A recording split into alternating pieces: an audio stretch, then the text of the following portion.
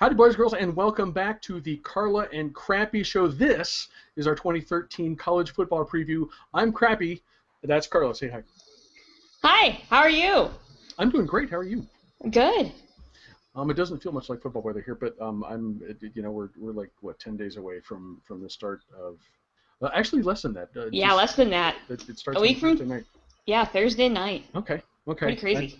I am insanely ready to go. But before, just in case you guys have come across this for the first time, I am a college football freak who lives in Pittsburgh, who was raised in Columbus. You will hear me reference Ohio State stuff a lot. Unlike Carla is also a college football freak, but unlike me, she has covered this stuff professionally. Carla, tell us a little bit about yourself for those who may not know. Sure, I'm down here in Nashville, Tennessee, home of your Vanderbilt Commodores. My Vanderbilt Commodores? Well, my Vanderbilt Commodores, as you can see by I'm black and yellow here, comes naturally because I'm from I spent a long time in Pittsburgh, and so I adopted Vanderbilt pretty easily because I already have a wardrobe full of their colors, so that worked out well. But otherwise, yeah, I did cover sports professionally. I worked for Rivals for about 3 years, covering all things Big 12, Pac-12, primarily high school football, but I did a lot in those two conferences out west. Mm-hmm. And then, living here in Nashville, moving from Big Ten country to SEC country, which has, been an adjustment. But a good adjustment. So it's definitely easy to catch football fever down here. Especially if you like 6-3 games. It's just beautiful. What I'm not going to like is the fact that the college football season actually opens here in Nashville. Vanderbilt and Ole Miss open the season next Thursday night, and I just happen to have a rehearsal right across the street from Vanderbilt Stadium next Thursday. Oh, good luck with that. Yeah, exactly. Oh boy. Go Doors. Okay, yes, go Doors. And I would agree with that one. As all of our the college football magazines that have been out since the end of February they typically start with their top 25. We're not going to go into that level of detail. We're going to go with the Carla and Crappy Show preseason top 5. Just by way of making this a little bit shorter. We have a few things in common that we know, but we're going to start with number 5 because we have a couple divergent sort of picks here to start with. Carla, who's your pick for number 5? We do, and to comment on that, if we did a top 25, our show would be 4 hours long. Just saying. For those of you that watched it last year, you know what. Live and continue, and we'll still be talking next Thursday when Ole Miss and Vanderbilt starts. Bring your popcorn, okay? Anyhow, my number 5 team, as we've discussed kind of off the air, I had a tough time. There were about 4 or 5 teams that could have been number 5. It really wasn't a clear cut. I ended up kind of settling with Oregon, even though they have a new head coach coming in Mark Helfrich. But he's kind of in the same system. Why Chip Kelly left Oregon? If you've seen those new facilities, I mean, why would you leave that and go to Philadelphia of all things? I don't know. But even though they have a new head coach coming in, Marcus Mariota is returning as quarterback. He had an outstanding freshman year. D'Anthony Thomas is still there at running back, and they also picked up a 5-star who I actually covered when I was working at Rivals while he was in high school, a 5-star running back in Thomas Tyner, and that kid can run. If you haven't watched film on him, go YouTube him or whatever and watch some of his highlight film. It's pretty ridiculous what he can do. He's a state track and field champ, and I think he was going through the Olympic circuit trying to qualify for the Summer Olympics too in the sprints. So they're going to. Yeah, he's incredibly fast, and he's young. And they've got the line to kind of back them up, and defensively they're going to be fine because they returned 6 of their 7 starting defensive linemen. So I like the Ducks out west. As we'll find out, they're not my favorite to win the conference actually, but I think the Ducks will be pretty competitive. Who do you have at number 5? I was in a similar position, and actually very easily could have picked Oregon. I think you mentioned you went with Oregon even though they have a new coach. That was probably the one thing that maybe held me back from putting Oregon in the top 5. I went with South Carolina. I know I've been ridiculously impressed with their defense. Everyone remembers the Clowney hit against Michigan from the bowl game. Um, I, and this pick may speak a little bit more what I think about Oregon than what I think about South Carolina. But as you'll hear us discuss over and over, and it's a painful thing for me to say out loud, but the SEC is the best league in the country.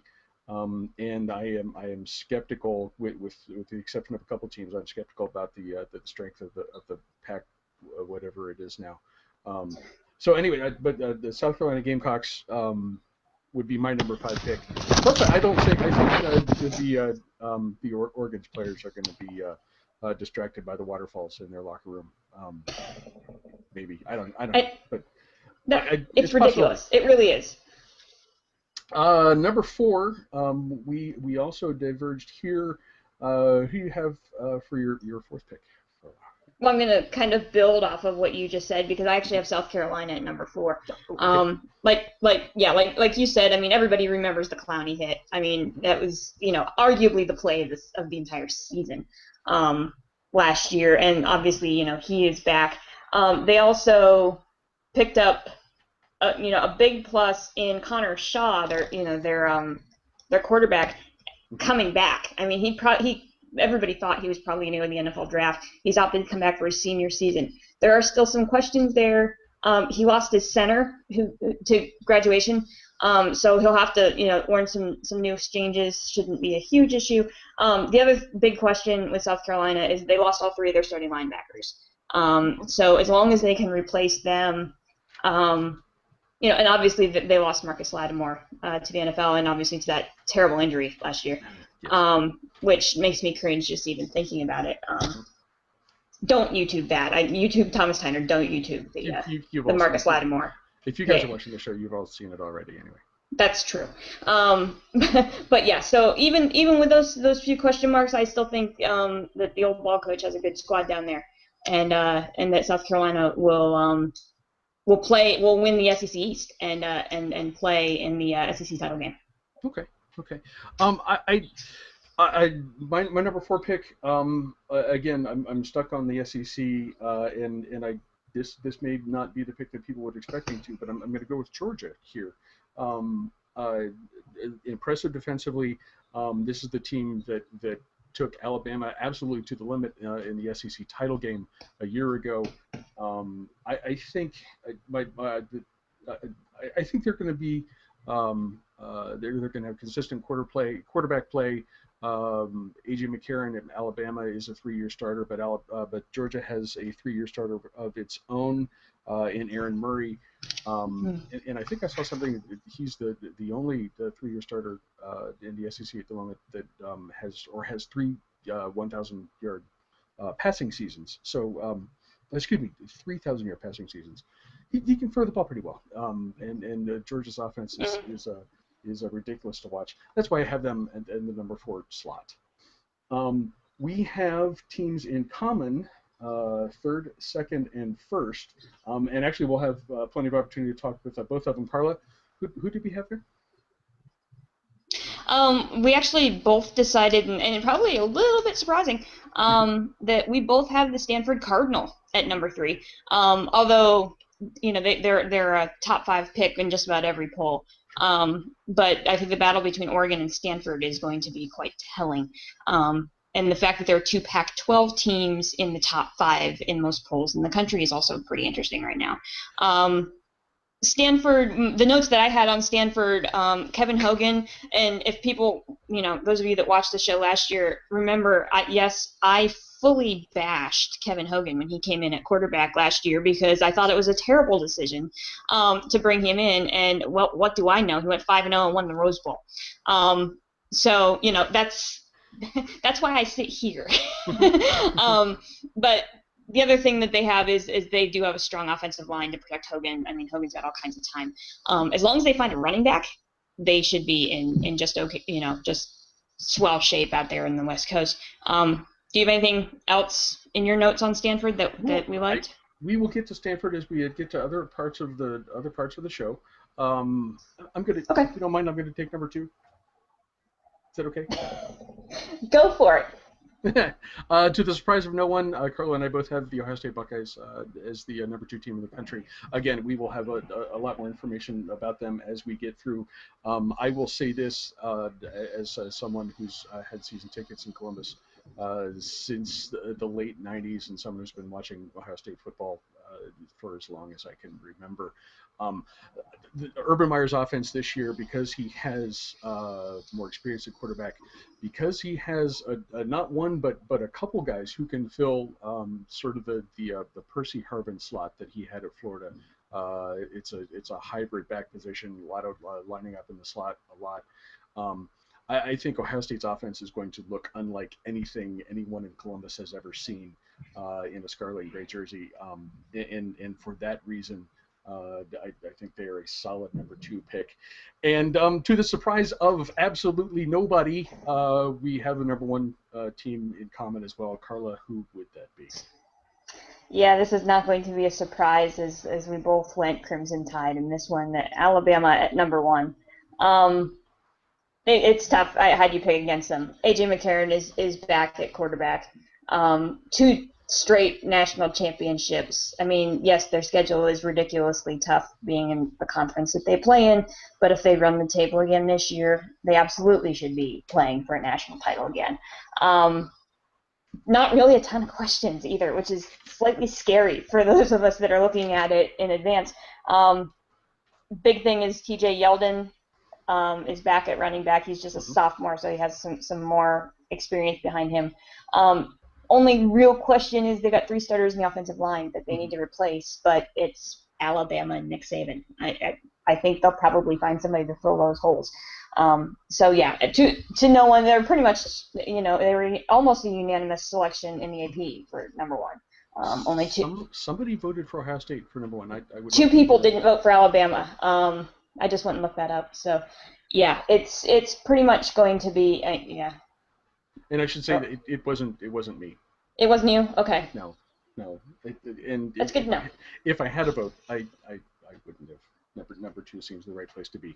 To follow the college football magazine preview format, we're going to move on to our conference previews.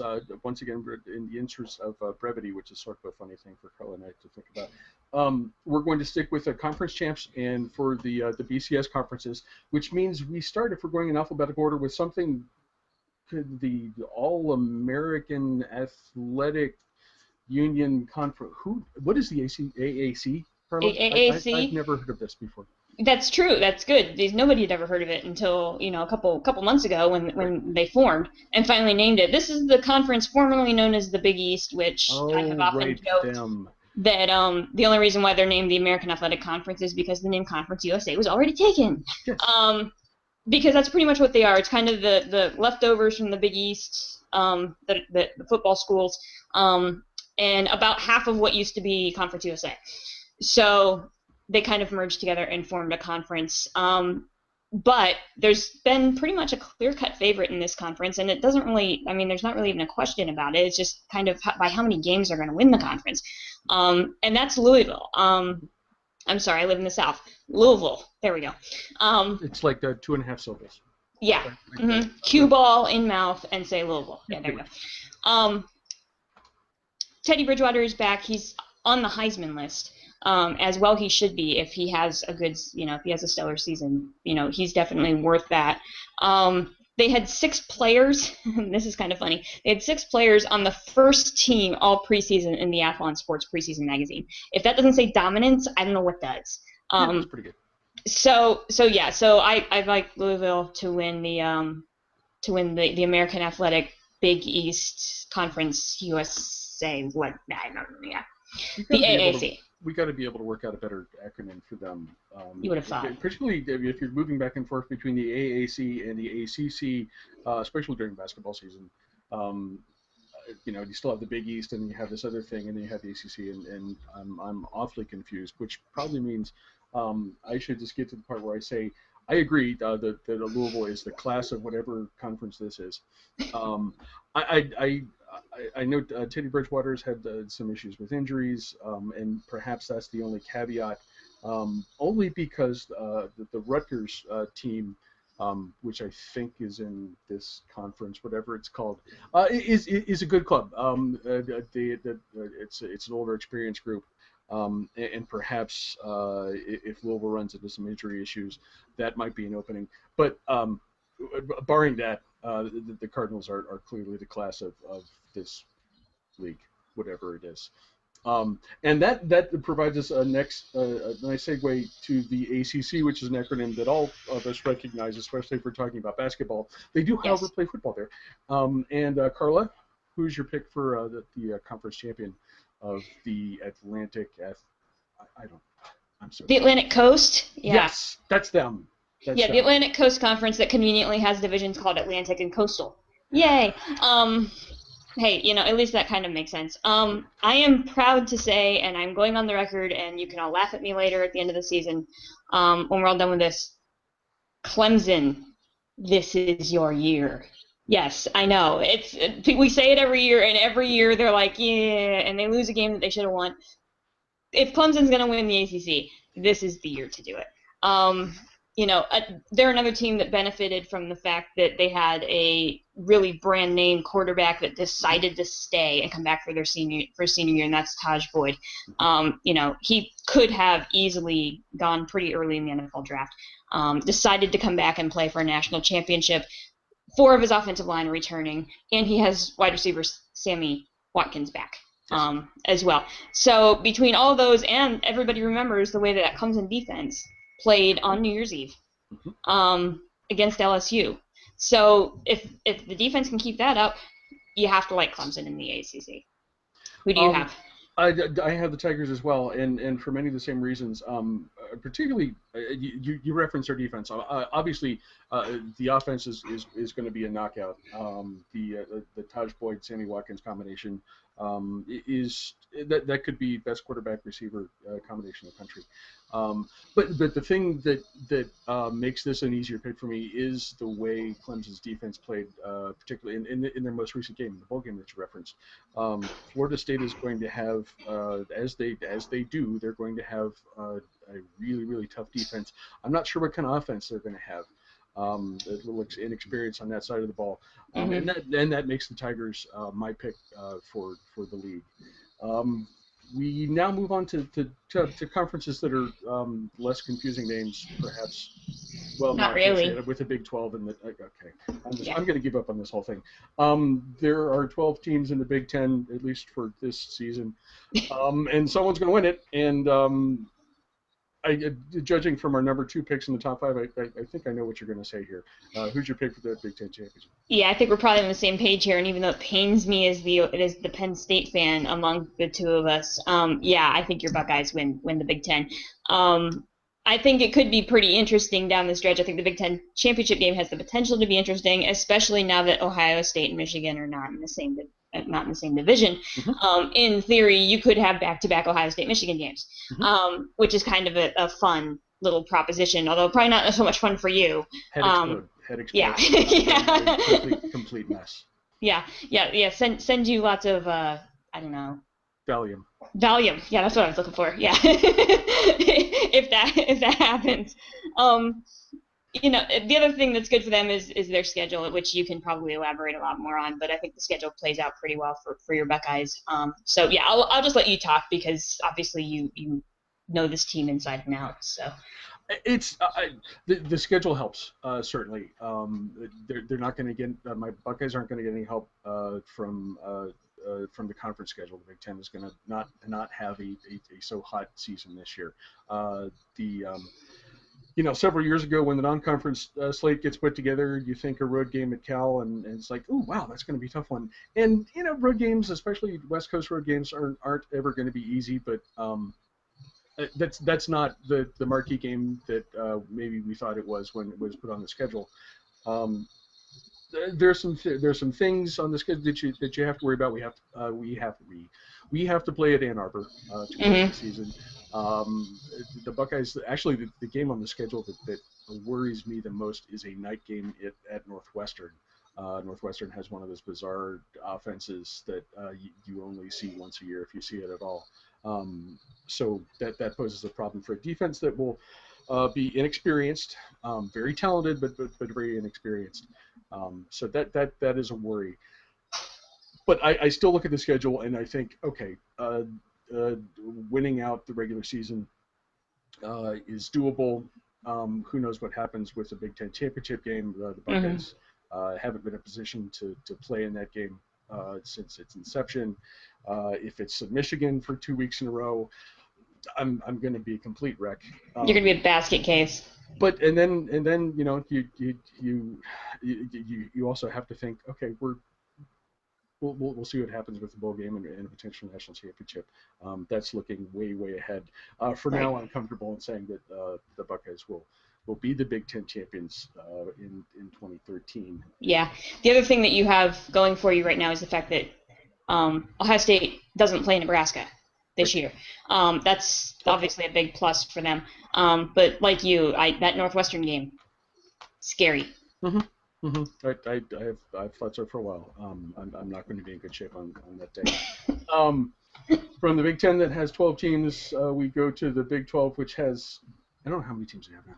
8 teams. Yeah. 8 teams, right. Yeah. Okay. Yeah. So it was the Big 8, and then they became the Big 12, and now they're the Big 12 with 8 teams. Okay. Yeah. Again. Math. Who's going to win this? This is kind of a fun conference, and I'm not just saying that because I have some experience with covering them. But the Big 12 is kind of up for grabs. You have 3 teams that are kind of jostling for the top position between Texas, Oklahoma, and Oklahoma State. I'm going to go with Oklahoma State, even though last time I checked, they have any one of 4 quarterbacks that could start the beginning of the season. Yeah.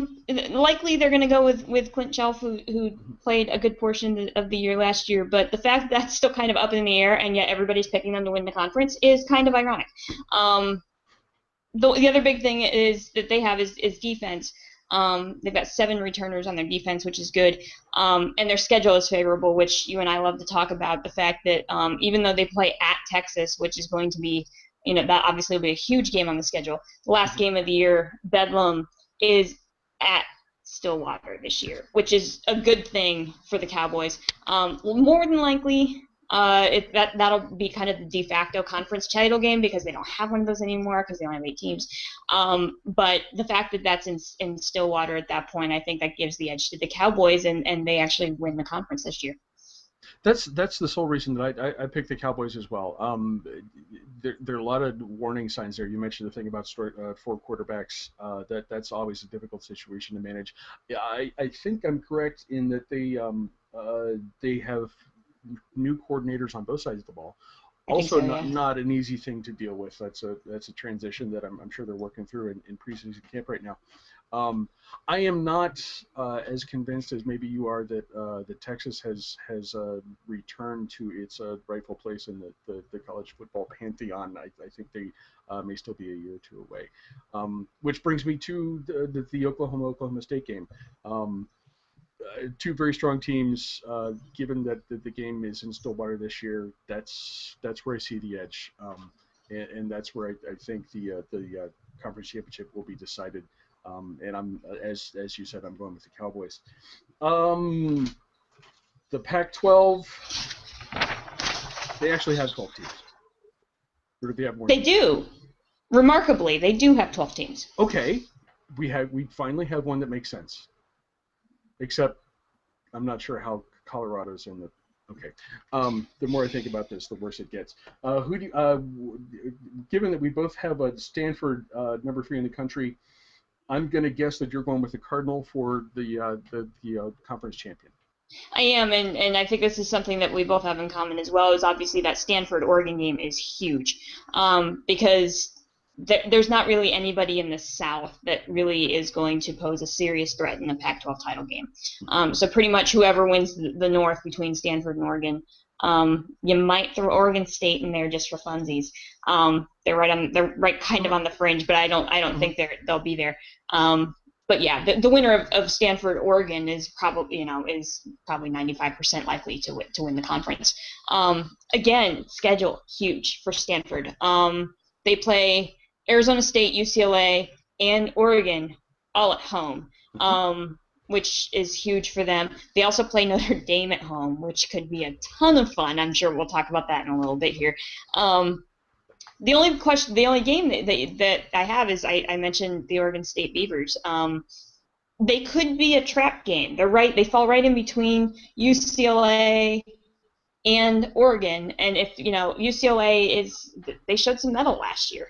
Your primary rival is a trap game, Carla? Stanford. You think? Oh, okay, yes.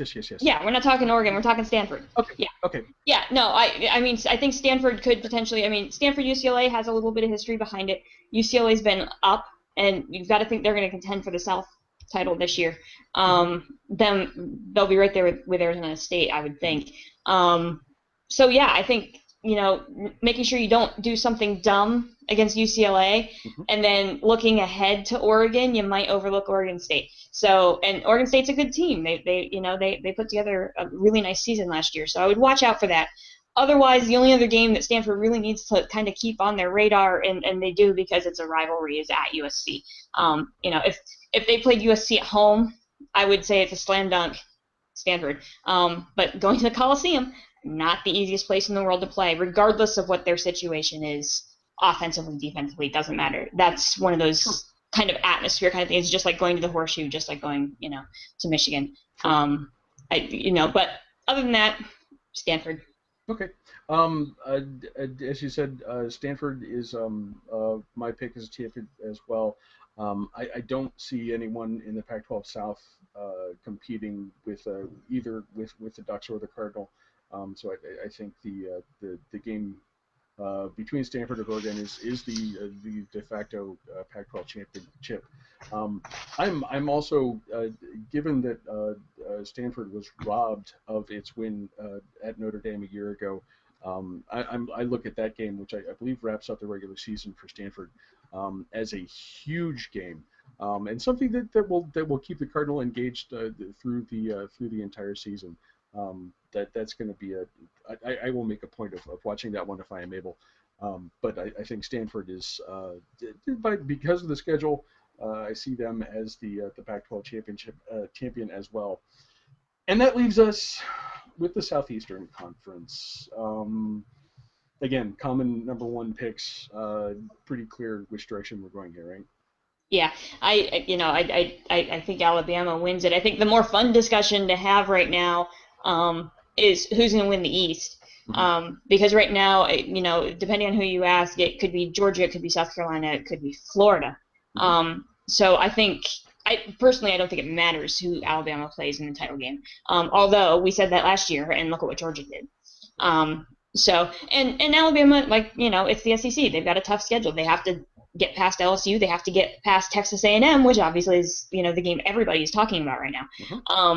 So in theory, Alabama, if they get through their schedule and get to the SEC title game, that's one heck of a run yet again. So it'll be interesting. I hope the SEC East can put up another champion from their side of the conference to put together another game like we had last year with Georgia and Alabama, because that was probably the most exciting SEC football game I've seen in a long time. And so for those of us that don't enjoy the 9-6, given that most of them, the total scoring barely breaks 20 points. Yeah, wake me up when it's over. That's what I hope for personally. But Alabama. Two-time defending national champions, quarterback returning, not really any weaknesses on the defense. A guy who's probably, you got to say, is the best head coach in the country. I don't, until someone knocks him off, I don't see any reason not to pick Alabama. I as a fan, I hope someone does. But looking at this on paper and the way it sets up, that you've got the early game against A&M, and it's a ridiculously tough conference, and you never know what's going to happen as you go through the season. But I see no reasons whatsoever to to not pick Alabama as number one team in the country and not to pick them as the SEC champion. We have been through our BCS conferences. As is tradition, there is generally a team that shows up from one of the non-BCS conferences and tries to screw everything up right at the end of the season. So we're gonna take a second here and pick our BCS buster. I've got my eye on one team. Carla, who do you see as a non-BCS conference school that might muddle things up at the end? Well, the odds-on favorite, because they're ranked in just about everybody's top 25, is Boise State. But I think we're all kind of tired about talking about Boise State. Nothing against them, but it's just kind of, they're always right there. And you know what? You got to go out on a limb. Like last year with Northern Illinois. I mean, who saw that coming? Mm-hmm. But gosh, that was fun. Yes, it was. Yeah, go Mac. Yes. So I'm going to go out on a limb. Maction, yeah. We never got those T-shirts. We need to work on that. Mm-hmm. So I'm going out on a limb just for fun and saying BYU. Okay. Because if you look at their schedule, if they run the table, they deserve to be in the BCS discussion because they've got Boise, Texas, Wisconsin, and Notre Dame on their schedule. That's not an easy schedule. And if they can get past all four of those teams, I think they deserve to be, if they're undefeated, I think they deserve to be in the conversation and in the mix at the end of the season. It's going to take a lot, but BYU, why not? Who do you have? Certainly BYU's schedule, if they're able to get through that, they got to be in the mix. I am actually looking at the Mountain West, and I am not looking at Boise State. Not that we had officially ruled them out, but God, I'm so tired of them. And I think I have a decent possibility for the BCS buster in Fresno State. This is an interesting thing, as you might expect. From a Mountain West team, an offensive-heavy league. The 2012 Bulldogs ranked 17th in the country in scoring offense, 16th in the country in total offense. Not unexpected for a Mountain West team. But again, when you look at the defensive numbers, 37th in the country in scoring defense. That I think is a decent number for a league that is a quarterback heavy, offense heavy. 7th the turnover margin in the country last year. This is the kind of defense that can take advantage of offensive mistakes, and they've done a nice job of turning them into points for themselves. I look at their schedule as well. We've talked about schedules a lot. Their toughest non-conference non-conference game is at home. That's against Rutgers. You have to think that's a winnable thing for them. The only other BCS opponent they have on the schedule, they do have to play at Colorado. I'm not sure that Fresno State is going to be too concerned about that because they beat the Buffaloes 69-14 at home a year ago. So. I look at Fresno State. I look at the Mountain West. That perhaps there's a tradition of BCS busters coming out of it because of that school that plays on the blue field. But that's the Bulldogs are going to be my pick for the BCS buster for this season. Carl, is there anything else we need to talk about? Can we rename some more leagues or anything like that? I don't know, but gosh, that would be fun, wouldn't it? We could rename that new bowl game that they just announced today. What did they announce today? The MAC and the Sun Belt are going to play a bowl game. I don't remember what the name of it is, but it's got to be played on a Tuesday, right? Pretty much, yes. Yes. that would be perfect. Yeah, they announced another one that's going to be played in the Bahamas. I'm not kidding. Why can't we get Alaska in on this action? Let's make this interesting. The Snow Bowl. I'm in. Play a game at Fairbanks High School. To see what would happen. And you could do it probably in the middle of the night because isn't it like constant daylight at that point? No, it's constant darkness at that point. Constant darkness. So it's a night game, even if it's. So it's a night game, regardless. Yeah. Played at 1 o'clock. It's a night game. This is the kind of scintillating conversation, guys, you will come to expect if you watch the Carla and Crappy show as we go through the 2013 college football season. You might even, in fact, find us back a week from now to look at a couple games to kick off opening weekend. Until then. We appreciate you guys watching. Carla, thank you for joining us. Thanks so much. Talk to you next week. We will see you guys soon.